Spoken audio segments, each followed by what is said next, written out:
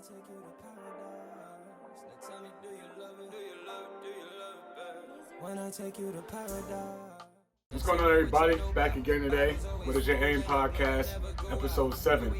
And today I want to get into, are you truly doing what you love? This is a tough one. Why I say it's a tough one, or why I think it's a tough one, is because oftentimes we are led a path that we think is going to acquire us the most money or give us the most successful future. But we never think about, especially in this time of mental health and doing things that you actually love to do, or doing something that you want to do.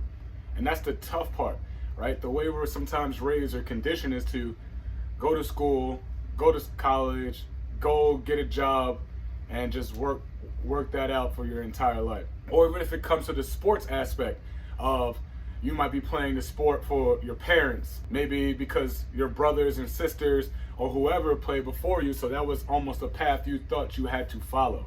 I'm going to be real with you. It's very hard to do something that you truly don't love, right? And you got to understand it. So this is especially to my high school athletes and even adults. I mean, not just always try to say it's for athletes, but listen to the message that we're going to get into. Because when you're going to that next level and you truly don't love what you're doing, I don't want to say it's impossible to not succeed, but it's very, very hard to succeed. And you might succeed in the monetary standpoint where you're getting a lot of dollars, you're doing this, but you're not enjoying, right? You're not enjoying the fruits of your labor, for example, or your mind is always, you're just not happy, right? You're not happy because you wish you were doing something else regardless what this brings.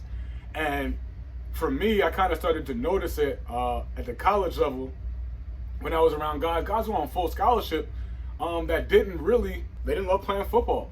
Right? They did not love playing football. They were good at it, obviously, right? The full Division I scholarship. So they were very, very good at the sport. They didn't have the passion, right? They hated it, right? They hated the work that we had to put in, right? Sometimes they even hated playing the games every week. They just didn't love it, but because they were good, they kept going, right? And then on top of that, what suffers? Your mental, because you're doing something just because you're somewhat good at it.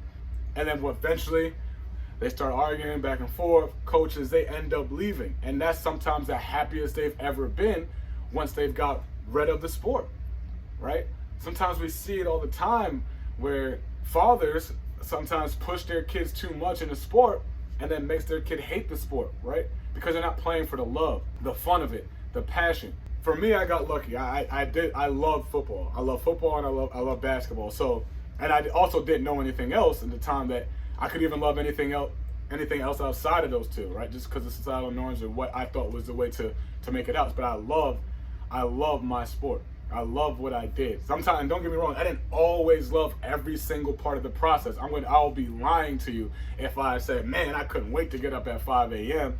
and all that stuff. But I actually love the thought of, man, I get to play these games. I get to do this. I get to put on the jersey. I miss those things because that's how much I love it. So I still teach it because I love it that much. We're in this place and this norm with social media and all this stuff. You can get the attention you want, but sometimes it's kind of hard if you don't love it, right? And then we're as coaches, as parents, as leaders, as mentors, as whatever position you are in life. Sometimes you might push a kid or whoever. And yell at them because they might not want to practice, or they're finding them struggling to get there. Sometimes you might just need to pull that athlete aside and say, hey, and I've had this conversation with a few of them. Do you really want to play this sport? And you can see, right? Some people, I want to play. All right, well, here's what you have to do. You're right. I need to settle down. Here's some kids, some people, they get quiet. And right there, so, coach, honestly, no, this really isn't for me. And now, right there, when they say that, you should support them in everything they want to do, right? Well, what do you want to do, right? Well, I can't. My mom, my dad, blah blah blah. No, this is about you. You should never be mad at anybody if they want to pursue something else in their life that makes them happy. And oftentimes, I feel like as people in leadership position miss that boat so much. You hear what I'm saying? It's selfish because sometimes it's not always selfish, but it's sometimes how we see the individual, because we see what the individual can be at this particular profession or sport, whatever the case may be, but we don't see them for the things that they actually like to do. And to me, that is key. So if you're in that position, make sure you take the time out to figure out, hey, what does this person love? Or if you're the athlete, I'm going to say that in that way, what do I really want to do? Do I really want to go on this roller coaster ride that is going to be at the next level? Or do I even want to go with the roller coaster ride that's going to be on the high school level, right? Do I really want to do that? And if you do, pursue it by all means. But if you have something that you really want to do, but you're playing it for somebody else, it's the hardest conversation in the world. But you have to be able to do it, right? You have to be able to look whoever in the eye and say, this isn't for me. I don't love it the way I should, and I can't give 110% of it because I want to, my mind and the energy and the time that I wants to go somewhere else. And that has to be okay. Mental health is important. We keep talking about it, but we have to talk about it from what do you actually want to do, because those things make people happy. And now I get it. There's the other side. Well, some things that just can't make you money. Well, why not? Give it a try. Still do something else that you may not like, but you don't have to put 110%, that allows you to focus solely on what you have to do that you do enjoy, right? But something that is so time consuming makes you tired or weary or not focus on what you truly love, that can't be for you. And from experience, I had to go through that. The thing I thought I loved, I didn't love doing. I was good at it, right? I was good at it, but it wore down on me mentally for a couple years, right? Because of the people that I knew or whoever, and it was hard to have that full out conversation. And I'm a grown man. I wish I had the knowledge to do it earlier, all right? Or not be as scared, right? Not be as fearful.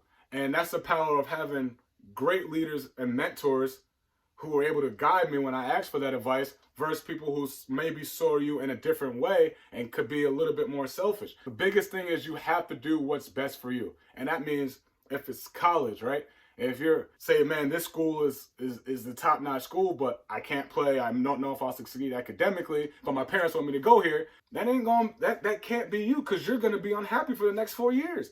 If you stay all 4 years, you have to do what's best for you, and you have to do what you love and what you want to do, right? I see so many time and time again, these athletes, especially at the youth level, where I don't even think they really like playing sports, right? They'd rather play in the dirt and go explore and all that. That's what they should do. And I'm not saying it can't be something that could just, maybe get them working out, moving, but you can't force it, right? And parents, leaders, coaches, we got to be better and not force it. Sometimes we get so used to looking at numbers and how many we need that sometimes you just have a kid there who absolutely hates it, and we could actually, maybe they might want to be a coach. Maybe they just want to take stats and analytics, who knows, but they don't want to be right here on this sideline right now, or they don't want to be at this practice because they don't love it. And that is okay. So the message is, are you doing what you actually love, right? Are you doing what you want to do? And there's going to be sometimes you can't always do what you want to do. So let me get that clear, right? You're going to sometimes, most of the times, you're going to do things you don't want to do. You're going to do things you have to do so you could do things that you want to do. You feel what I'm saying?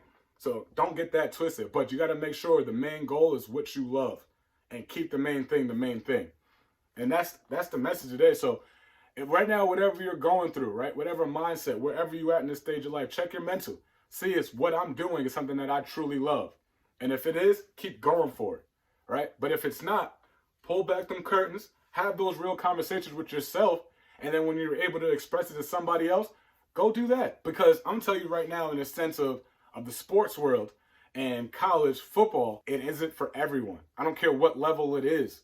You hear what I'm saying? It's not for everyone. And that's the same in the business world. I can tell you right now, people who work in HR and things like that, it's not for everyone. I know it's not for me. Anything that has to really involve a ton of paperwork and all that, it ain't for me. It's not for everyone. Some people truly love doing that. Some people get excited. Their brain is wired that way. But not me. Whatever you love doing, or you think you love doing, or if you want to try to explore something else, go do that.